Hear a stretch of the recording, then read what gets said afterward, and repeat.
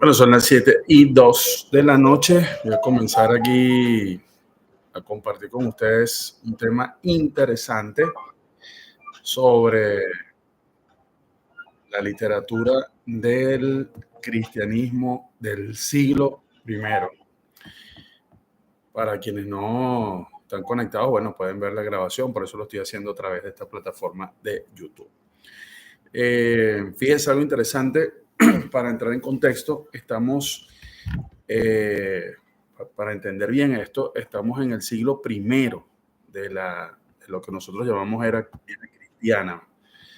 Es decir, hay muchas cosas que no se han desarrollado, que no se ha inventado. Y eso es importante tenerlo en cuenta a la hora de entender cómo se escribió eso que nosotros hemos llamado Nuevo Testamento. En el primer encuentro que tuvimos, yo les explicaba que nosotros en ese libro que tenemos, que llamamos Biblia, divide en dos partes, una que le llamamos Antiguo Testamento, otra Nuevo Testamento. Tenemos un orden de los libros y mucha gente cree que ese orden en el que aparecen es el orden en el que fueron escritos. Incluso en nuestra mente existe la idea de que fueron escritos, quizás la persona se sentó a escribir ese libro, el primer capítulo, empezó a escribir y fue escribiendo capítulo por capítulo hasta que llegó al final. Y el orden en el que aparecen los libros, creemos que fue así como también se escribieron. Es decir, primero se escribió Mateo, después Marcos, después Lucas, después Juan. Resulta que eso no fue así, porque el primer libro que se escribió de lo que nosotros llamamos Nuevo Testamento fue la primera carta a los tesalonicenses. Yo voy a compartir un momento aquí un material que yo envié por el grupo para que ustedes entiendan un poco esta pequeña introducción de la carta a esa comunidad que se llamaba tesalonicense o comunidad cristiana o iglesia de Tesalónica o iglesia de los tesalonicenses. Fíjense algo interesante. Según lo que nosotros leemos en el libro de los Hechos de los Apóstoles, que es importante si ustedes quieren empaparse de lo que significó la expansión del cristianismo en este primer siglo, sería muy bueno leer esta primera carta a los tesalonicenses con el libro de Hechos de los Apóstoles, sobre todo cuando empiezan los viajes misioneros de Pablo, porque Pablo visita la ciudad de Tesalónica. Voy a mostrarles algo aquí, yo en este material, fíjense aquí en esta foto. Esto es un antiguo teatro griego de la antigua ciudad de Tesalónica. Ustedes pueden ver allá al fondo unos edificios más modernos, porque esta es la ciudad actual. Y este es los restos de un antiguo teatro, muy pequeñito, por cierto. Esto posiblemente era una calle. Aquí se ven los restos de la base de la columna de lo que era esa ciudad. Muy probablemente Pablo estuvo en esta ciudad, en estas ruinas. Quizá, es difícil determinarlo, pero existe una probabilidad bastante alta. Ahora bien, según lo que nos dicen los Hechos de los Apóstoles, Pablo visita esta ciudad hacia el otoño del 49 y la primavera del año 50. Para quien no está familiarizado con las estaciones, es bueno también saber cuándo es el otoño y cuándo es la primavera. Otoño es la estación que antecede al invierno. Generalmente comienza a finales de septiembre, octubre, hasta quizás primeros días de diciembre, y ahí comienza el invierno. Y la primavera es la estación que es posterior al invierno. Comienza generalmente en abril, mayo. En el calendario judío, por cierto, la primavera generalmente también coincide con la fiesta de la Pascua, la Pesaj. Entonces tiene una connotación bien interesante el tema de la fiesta de la Pascua, con todo lo que se está viendo alrededor a nivel de la naturaleza. Los árboles que se han secado por el frío del invierno comienzan a reverdecer, comienzan a salir las flores. La primavera es una estación muy, muy bonita. Entonces, fíjense, según lo que nosotros podemos calcular, la presencia de Pablo en Tesalónica es otoño del año 49, es decir,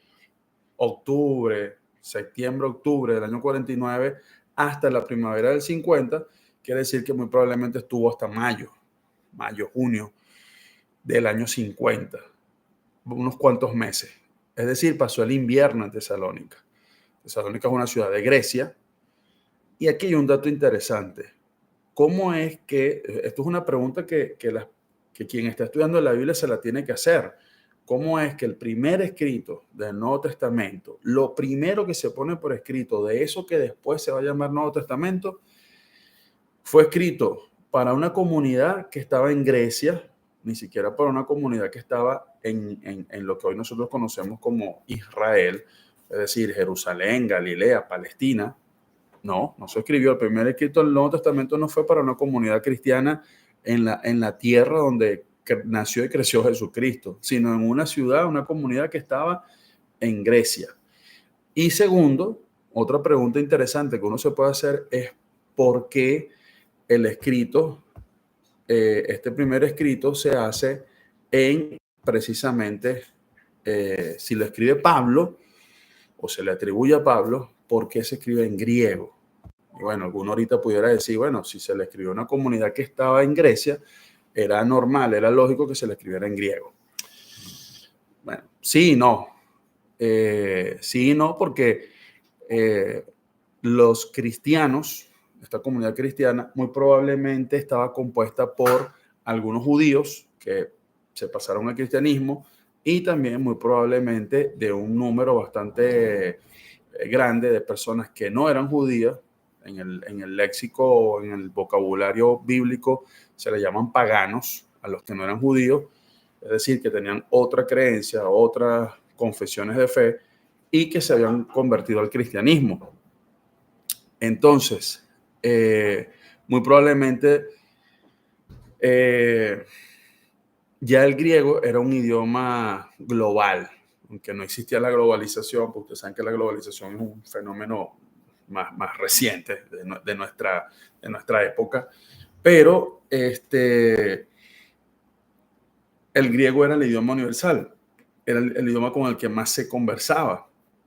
Y las comunidades, por ejemplo, Pablo, que nació y se crió en una comunidad que hoy en día está en la actual Turquía, que es Tarso, al sur de Turquía, esa comunidad tuvo una influencia muy fuerte de la cultura griega, de lo que se llamaba el helenismo, ¿ok? Entonces Pablo manejaba muy bien el griego, sabía que el griego se utilizaba en todo lo que se conoció como el Imperio Romano. Inteligentemente, estratégicamente, dijo, bueno, tengo que escribir las cartas en griego. Entonces, bueno, yo les comparto esta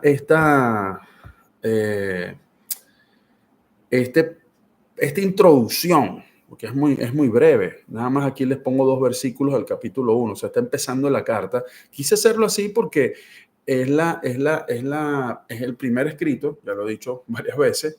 Entonces, es para que ustedes vean cómo en el pensamiento de Pablo y en su escritura se va a ir desarrollando una evolución. En algún momento, cuando lleguemos a otra carta ya más desarrollada, vamos a hacer una comparación. Bueno, mira, el primer escrito con que fue mucho después, una carta a los Corintios, una carta a los Romanos, por ejemplo, van a darse cuenta que es otro estilo, sigue siendo el griego, pero un poco más elaborado, quizás con más estilo, las ideas son mayor profundizadas. Fíjese, en este material vamos a ver que hay una primera línea donde dice el 1, cuando la presbicia llega, no perdona, hay que ponerse los lentes para poder leer. en la primera línea tenemos una frase en griego, escrito en griego. Yo abajo les escribí lo que pudiera ser una posible pronunciación, leyéndolo con caracteres latinos, que son los que nosotros usamos en el español, y después abajo la tercera línea es la traducción, una traducción bastante literal. Entonces yo lo voy a leer en ese griego, ¿ok? Para que ustedes lo escuchen. Esto me gusta muchísimo porque así ustedes estarían escuchando como lo escucharon esas comunidades, esas primeras comunidades cristianas, ¿ok? Aprovechar aquí de mandar un saludo por el chat a mi hermano, amigo José Gregorio, que está en Orlando, en Florida. Oye, excelente que estés conectado desde allá, vale. Qué bueno. Ok, leo la primera línea, ¿ok? Ustedes pueden ir siguiendo la segunda para que vean que más o menos es la pronunciación. Paulos, kai Silvanos, kai Timotheos, de Eclesia, Thessalonikion, en Theo. Ahí termina la primera línea. Voy a la segunda. Patri, kai Quirio, Jesús Cristo, Haris, Humin, kai Eirene. Lo voy a repetir otra vez, ¿ok? Si ustedes quieren, me acompañan ahí, donde estén conectados viendo y leyendo. Paulos kai Silvanos kai Timotheos de Eclesia Thessalonikion en Theo Patri kai Quirio Jesús Cristo Haris Gemin kai Eirene. La traducción literal de ese primer versículo, capítulo 1, versículo 1, sería Pablo y Silvano y Timoteo a la iglesia de los tesalonicenses en Dios Padre y en el Señor Jesucristo. Gracias a ustedes y paz. Yo les voy a sugerir que después ustedes agarren, se van al primer versículo en su Biblia, el primer versículo del primer capítulo de la carta de los tesalonicenses y comparan la traducción, ¿verdad? Y ven si hay alguna diferencia. Obviamente el orden quizás varía, pero incluso puede ser que haya alguna palabra que no sea igual aquí en esta traducción literal. Yo me voy a detener un momento en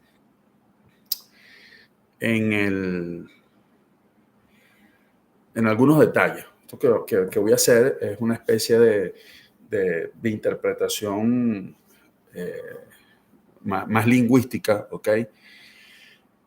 Fíjense que esta carta llama la atención porque es de las pocas cartas en que cuando Pablo comienza a saludar, menciona estas otras dos personas, que eran quienes lo acompañaron en ese viaje. Recuerden, o si no lo saben, los pongo al tanto, que Pablo, cuando comienza el primer viaje misionero, no lo hace solo. Él va acompañado de otras personas que formaron parte importante de su obra evangelizadora. Y esto me parece sumamente importante decirlo, porque a veces uno le da crédito solamente a Pablo y resulta que él tuvo un equipo de trabajo bien interesante. Que en este caso aquí, Silvano, que también en el libro de Hechos de los Apóstoles aparece como Silas, y Timoteo, que es muy conocido.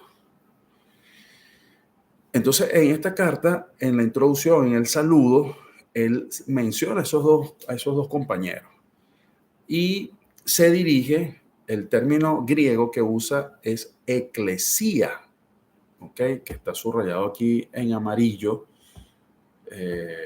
No sé si ustedes logran ver el cursor, pero bueno, debajo, de arriba donde dice eclesía con caracteres, ahí está la palabra en griego. Fíjense que en realidad esa palabra es la unión de dos palabras más, que son la palabra ek y la palabra klesía, que viene de un verbo.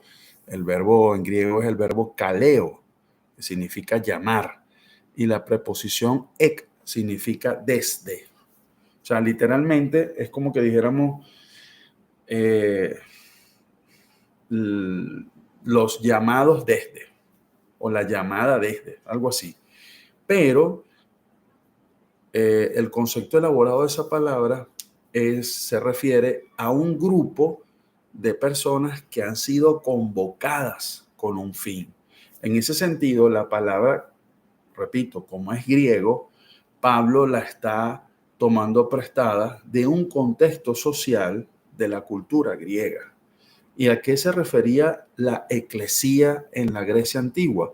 La eclesía era la asamblea de ciudadanos, podía ser la asamblea política, ¿verdad? Los senadores que se reunían, que eran convocados, llamados para litigar, para discutir, para proponer, para decidir aspectos relacionados con la política de la ciudad, en este caso de Tesalónica, de Corinto o de otras. Pero también se podía referir la eclesía a un grupo de personas que eran convocadas para una actividad y bueno, se reunían con esa finalidad. Eso era una eclesía. Ahora fíjense algo interesante. Nosotros leemos esta carta con mentalidad actual. Siglo XXI, yo soy miembro de una comunidad de fe cristiana, de la denominación que sea, católica, cristiana, evangélica, y eso le hemos dado el nombre de iglesia. Yo pertenezco a la iglesia tal, yo soy miembro de la iglesia tal, con el nombre. Yo soy de la iglesia católica, yo soy de la iglesia bautista, yo soy de la iglesia pentecostal, etc.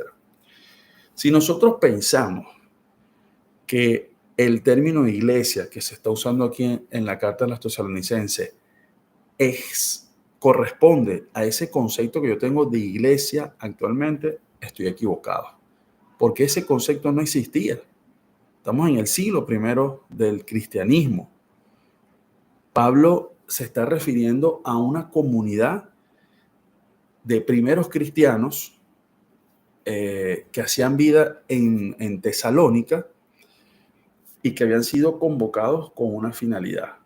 Ese concepto de una organización estructurada como nosotros lo conocemos hoy y le damos el nombre de iglesia, no existía. Y eso no nos debe causar miedo, no nos debe causar escándalo.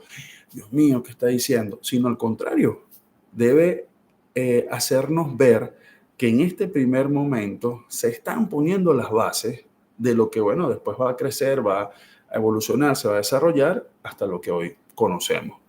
Pero lo que me interesa que les quede claro es que el uso de ese término, eclesía, que después, bueno, pasa a traducirse como iglesia, en ese primer momento es un concepto, pudiera decirse, incipiente, es decir, muy primario. Y fíjense que hay un autor italiano que se llama Romano Penna, que tiene varios libros sobre lo que es el ADN del cristianismo, cómo se fue formando, cómo el mismo cristianismo comenzó a tomar conciencia y a desarrollar un conocimiento de lo que ellos mismos eran, porque en el primer momento, cuando se está creando, cuando está apareciendo el cristianismo, había dificultad en entender si eran judíos o cristianos.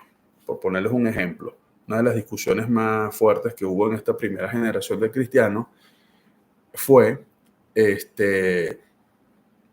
tenemos que circuncidar a los que no vienen del judaísmo. Vuelvo para atrás a lo que dije hace rato. Había un grupo de judíos que se habían convertido al cristianismo, el caso de los apóstoles, y por haber sido judíos, habían sido circuncidados. Pero cuando Pablo comienza a evangelizar y comienza a visitar zonas donde no habían judíos y aceptan el evangelio, aceptan la fe, esta gente no había sido judía, no estaba circuncidada. Los cristianos que venían del judaísmo pretendían que este grupo de personas tenían que ser circuncidadas. Y eso causó en algún momento confusión. El que pone orden y trata de dar claridad en este asunto fue precisamente Pablo. Eso se conoció como la polémica de los judaizantes, que eran los cristianos que trataban de poner ciertas normas o reglas que venían del judaísmo. Entonces, un poco para que veamos lo interesante del griego, ¿okay? En este caso el término eclesía. Otro de los términos que aparece en este primer versículo que me llamó la atención ya es el título de Kyrio, que significa Señor. Es un título muy interesante y que además ya se le comienza a atribuir a este personaje llamado Jesús Cristo. Señor es un título. Por ejemplo, si a mí me preguntan ¿cuál es tu nombre? Yo digo, mi nombre es Víctor Flores. Mi nombre es Víctor. En el caso aquí en Venezuela, por herencia española, nos ponen dos nombres, Víctor Leonard y mi apellido paterno es Flores. Ahora me dice, ¿usted tiene algún título? Bueno, sí, mi carrera de base, tengo el título de licenciado. Y bueno, si uno quiere como que agrandar la cosa, le agrega otros estudios. Bueno, tengo también maestría y actualmente estoy haciendo el doctorado. Son títulos, pero mi nombre es Víctor. Aquí pasa algo similar. Pablo pone el nombre y dos títulos, porque Christos no es nombre, es también otro título. Christos significa ungido. ¿Okay? Y aquí ocurre algo bien interesante porque Pablo intenta poner en griego títulos que también existían en hebreo. Christos es la traducción del hebreo Meshach, que significa ungido, Mesías. Entonces aquí Pablo está agregando dos títulos al nombre, a la persona de Jesús. El título de Señor y el título de Mesías, de ungido, que es sumamente interesante. Voy a avanzar un poco más y voy al versículo 2 de el mismo capítulo 1. La misma dinámica que hice con el versículo 1 lo voy a hacer con el versículo 2. Voy a leer en el griego. Ustedes vean un poco la posible pronunciación. Bueno, es bastante cercana, no está muy lejos. ¿Okay? Voy en el versículo 2. Eucharistomen, tofeo, pantote, peri, panton, hymon, neian, polúmenoi. Segunda línea. Epi, ton profeujon, gemon, adialeptops. Voy a volver a leerlo, un poco más lento. Eucharistomen, tofeo, pantote, peripanton, hymon, meneian, polúmenoi. Segunda línea, epi ton procejon gemon adealeitos. Bueno, aquí hay varios términos también sumamente interesantes. Empezando el versículo 2, eucharistomen, a ver si logramos ver algo, porque en la segunda línea del versículo 1 aparece haris, que también forma parte de la primera palabra del versículo 2, eucharis, haris, eucharistomen. Haris significa gracia. Eucharis, de ahí viene Eucaristía, por ejemplo. Eucaristía, una gracia buena. Eu significa bueno en griego. Haris significa gracia. Aquí está convertido en verbo. Eucharistomen, le damos gracias, agradecemos. ¿Le agradecemos a quién? A Dios. Tofeo, agradecemos a Dios. Y mete una palabrita, pantote, que significa siempre, en todo momento. O sea, constantemente. Entonces dice, agradecemos a Dios siempre por todos ustedes. Y aquí, fíjense que puse la traducción literal. Recuerdo haciendo. Si lo leemos así, eso no tiene sentido. Por eso les recomiendo nuevamente, hagan el ejercicio de buscarse su traducción en español o en otro idioma, si hablas inglés o francés, y vean cómo se traduce, cómo traducen. Creo, si mal no recuerdo, que la Biblia de Jerusalén traduce agradecemos a Dios siempre o en todo momento por todos ustedes cuando los recordamos en nuestras oraciones. Creo que algo así traduce la Biblia de Jerusalén y es una de las traducciones más comunes que encontramos de ese versículo 2. O sea, la idea es que cuando Pablo y estos compañeros o la comunidad cristiana, en este caso, él escribe la carta muy probablemente desde Corinto, la comunidad cristiana, donde él está en ese momento, al momento de escribir la carta a los tesalonicenses, al momento de orar, hacen memoria, se recuerdan, traen a la memoria los cristianos de Tesalónica, a los tesalonicenses. Por cierto, ahorita que hice esta mención, me hizo recordar algo. Fíjense que nosotros conocemos la carta como carta a los tesalonicenses. Inmediatamente uno piensa en los habitantes de Tesalónica. ¿Quiénes son los tesalonicenses? Los que viven o los que son originarios de Tesalónica. Yo estoy en Venezuela. Si yo digo los caraqueños, carta a los caraqueños, ¿en quién piensa? En todos los caraqueños, en todos los que viven en Caracas o en todos los que nacieron en Caracas. Carta a los maracuchos. Bueno, todos los de Maracaibo. Si salgo de estas fronteras venezolanas y me voy a otra parte, carta a los colombianos. Bueno, por cierto, ahorita dentro de media hora juega Colombia contra Uruguay en la Copa América. Suerte para los equipos. Carta a los uruguayos. Uno piensa en todas aquellas personas que tienen el gentilicio uruguayo. Pero cuando nosotros leemos las cartas, ese a quien destinatario no es todos los tesalonicenses, no es todos los corintios, no es todos los romanos, es la comunidad cristiana que está en esa ciudad. Bueno, por aquí Marina, que está en Argentina, en Buenos Aires, dice carta a los argentinos, que ya están clasificados para la final, por cierto, en la Copa América. Si Pablo escribiera una carta hoy a los cristianos de Argentina, o imagínate, ni siquiera Argentina, ustedes que este fenómeno que hemos vivido con la migración nos hace entender un poco más. No puedo escribir una carta o no puedo pensar en todos los argentinos, porque si la comunidad hacía vida en Buenos Aires, entonces no son todos los argentinos.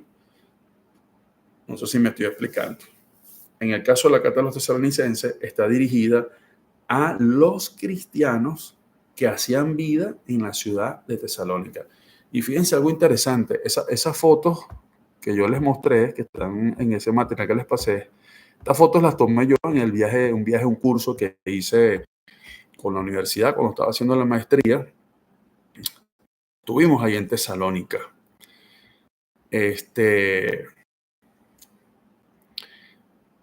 Volviendo al término iglesia, eclesía, resulta que en el siglo I, en el año 49, en el año 50, cuando Pablo está ahí, no existían como edificios. Los cristianos de esas comunidades muy probablemente seguían frecuentando los sábados de la sinagoga. De hecho, el libro de Hechos de los Apóstoles, valga la redundancia, nos dice que Pablo, en varios de sus viajes, iba a la sinagoga. Como era su costumbre, fue a la sinagoga el sábado, estando en Filipo, estando en Éfeso, estando en Tesalónica. Las comunidades judías eran muy fuertes. Entonces, estos cristianos que muy probablemente se reunían en sus casas, el sábado iban para la sinagoga. Entonces, vuelvo un poco a completar lo que decía anteriormente sobre esa conciencia, ese conocimiento que no tenían todavía los primeros cristianos. Vuelvo aquí al versículo 2, haciendo recuerdo, haciendo memoria en las oraciones de nosotros. Bueno, eso es una traducción literal, una traducción más acomodadita, más maquilladita sería en nuestras oraciones. Oraciones en griego se dice proseucho, ton proseucho. Y al final, la última palabrita en griego que dice adialeptos, es un adverbio, que aquí, discúlpenme la explicación lingüística, un adverbio es una palabra en cualquier idioma, ¿ok? Esto sucede en griego, en italiano, en francés, en español, en inglés, en alemán. El adverbio es una palabra que modifica al verbo. Y el verbo en cualquier idioma es la palabra que me indica una acción. Por ejemplo, yo como arepa. Obviamente, ¿no? Soy venezolano. ¿Cuál es el verbo que me indica la acción? Comer. Si me preguntan, ¿qué estás haciendo o qué haces? Como. Si yo quiero modificar la acción, le quiero poner una connotación, le quiero poner un color, le quiero poner una cualidad, uso una palabra que me va a alterar ese verbo, esa acción. Yo puedo decir, yo como lentamente arepa. Yo como rápidamente arepa. Yo como gustosamente arepa. Usé 3 adverbios distintos para modificar la acción. Aquí, Pablo quiere ponerle un color al verbo que es recordar, o sea, hacer recuerdo, hacer memoria en las oraciones, y dice que es de forma incesantemente, de forma incesante, constantemente. Y eso me llama la atención, porque esa palabrita pudo haberla obviado, pudo haber dicho, bueno, nosotros cuando hacemos nuestras oraciones, los tenemos presentes, los recordamos, los traemos a la memoria. Y hasta ahí estaba bien, quedaba bonito. Pero quiso darle esa tonalidad a esa acción, agregando una sola palabra, es decir, incesantemente. Entonces, fíjense, para no complicarlos más, estamos viendo una pequeña introducción de la carta de los tesalonicenses. Nada más estamos en el capítulo 1, versículo 1 y 2, viendo su idioma original para que vean la importancia de lo que significa conocer el idioma en el que fue escrito, en este caso el Nuevo Testamento. Y una cosa que me acuerdo ahorita, cuando un hombre del siglo IV, siglo V, llamado Agustín de Hipona, él no era cristiano, él pertenecía a una secta que se llamaban los maniqueos. El maniqueísmo fue una corriente filosófica, tuvo mucha fuerza en esos primeros años, en esos primeros siglos, perdón, siglo IV, siglo V, y junto con el gnosticismo fueron corrientes filosóficas muy fuertes, muy atractivas por las ideas, por lo que decían. Agustín de Hipona era maniqueo, profesaba el maniqueísmo. Cuando él lee la primera vez el Nuevo Testamento, él lo dice en su libro que se llama Las Confesiones, que es como una autobiografía. Él dice, cuando yo leí la primera vez el Nuevo Testamento, el único que yo pensé, dice Agustín, el único que vale la pena leer es ese tal Pablo, que tiene un griego medio decente. Porque cuando nosotros estudiamos el griego, comparamos la manera como escribe Pablo con el griego de los evangelios, sobre todo Mateo, Marcos y Lucas, lo que se conoce como evangelio sinóptico, en verdad que el estilo de Pablo es más elaborado. Y sin embargo, no es un griego tan elaborado como el griego de los clásicos. Qué sé yo, leer Homero, la Ilíada, a otros autores de la antigüedad, obviamente era un griego más elaborado. Sin embargo, como dice Agustín, el griego de Pablo es bastante decente. Cuando uno lee, por ejemplo, el Evangelio de Marcos, es un griego muy básico, muy básico. Ahora, en Juan es otra cosa. Juan también es un griego bastante interesante, incluso complicado para el momento cuando uno lo estudia el Evangelio. Otra cosa importante que yo les quería decir es que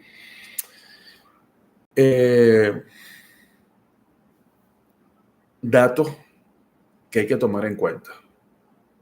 primer escrito del Nuevo Testamento, Carta de los Tesalonicenses, escrita hacia el año 50.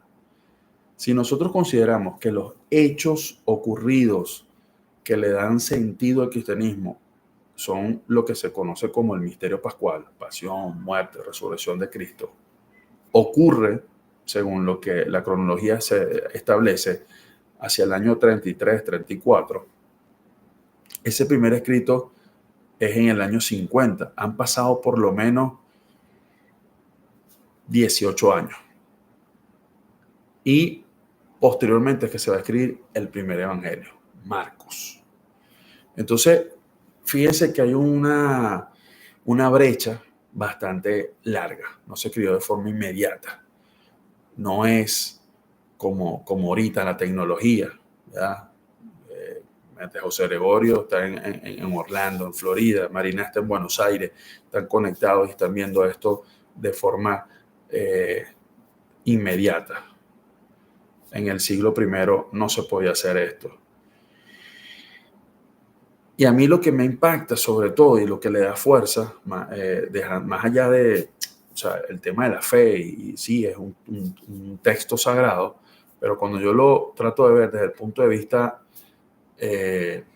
humano, porque también es escritura humana, a mí lo que me llama la atención es que Pablo, lo que nosotros vamos a leer en sus cartas, son reflexiones, análisis que él hizo para tratar de entender esto que nosotros llamamos misterio de Cristo. ¿Cómo es que este hombre, ser humano, se hizo Dios? Esa pregunta se la tuvo que haber hecho Pablo y trata de dar respuesta y él da su explicación. ¿Qué es lo que me impresiona? Que él no tuvo a alguien, un profesor que le explicara. Nosotros, en mi caso, fui a una facultad de teología y lo estudié y vimos teoría y vimos autores, pero en el caso de Pablo no. Entonces tiene muchísimo crédito, tiene mucho mérito, tiene muchísimo valor. Para mí Pablo es un genio y del siglo I. Después tiene una habilidad para ser un estratega, cómo selecciona las comunidades a las que le escribe las cartas, cómo, por ejemplo, estructura las cartas, ¿verdad? Porque él está usando un formato que ya existía, que ya se usaba, pero combina, hace una unión del formato de la carta y dentro de ese formato mete la estructura del discurso, de la retórica que usaba Aristóteles, que era la fórmula para dar un discurso. Se estudiaba la retórica. Muy probablemente Pablo estudió retórica porque él fue a una escuela en Tarso y se formó. Entonces era muy inteligente, muy hábil y agarró eso y lo utilizó para llevar un mensaje tan espectacular y tan apasionante que hasta el sol de hoy nos ocupa. Bueno, les invito a seguir profundizando, a seguir leyendo. Yo les voy a completar el material que envié. Yo hice con toda intención ese texto combinado con el griego, la pronunciación y la traducción. Me imagino que algunos se asustó cuando vio los garabatos, pero fue hecho con esa intención, porque una de las cosas que a mí siempre me ha llamado la atención es que a veces nos da temor, y al griego, por ejemplo, incluso al hebreo, que es el idioma en el que se escribió el Antiguo Testamento, no hay que tenerles miedo. Son idiomas muy interesantes, muy apasionantes, y en algunos casos vamos a ver que algunas palabras tienen una profundidad muy, muy fuerte, muy, muy significativa, que cuando se traducen, lamentablemente pierden ese sentido. Bueno, no voy a quitarles más tiempo, voy a tratar de que estos sean breves encuentros. Queda grabado ahorita el link por el grupo para quien no se pudo conectar, lo pueda ver tranquilamente. Cualquier inquietud, cualquier pregunta, pueden escribirme por el chat del grupo de WhatsApp y bueno, la medida de lo posible yo iré respondiendo. Les deseo una excelente noche o bueno, para cuando lo vean, un excelente día, pidiéndole a Dios que derrame muchísimas bendiciones sobre ustedes, muchísima salud. Suerte al que le vaya a Uruguay, suerte que le vaya a Colombia, suerte que le vaya a Argentina en la final. Yo tengo que ir a España en la Eurocopa porque, bueno, tengo compromiso con mi esposita que es española. Seguimos en contacto y muchísimas gracias.